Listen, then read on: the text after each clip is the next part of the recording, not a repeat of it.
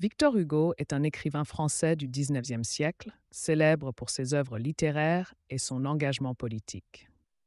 Né en 1802 à Besançon, il a grandi dans une famille de la bourgeoisie aisée.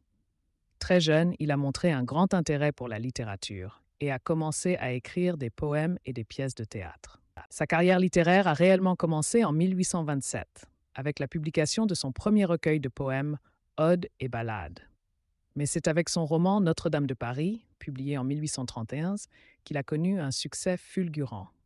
Ce livre, qui raconte l'histoire de la belle Esmeralda et du bossu Quasimodo, est devenu un classique de la littérature française.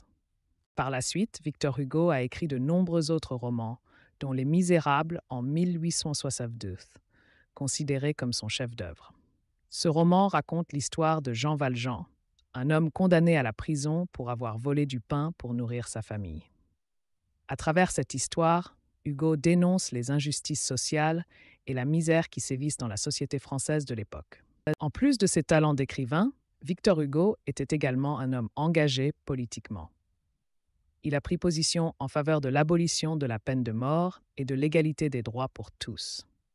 Ses idées progressistes lui ont valu d'être exilé en Belgique en 1851, puis à Guernesey en 1855, où il a vécu pendant près de 20 ans.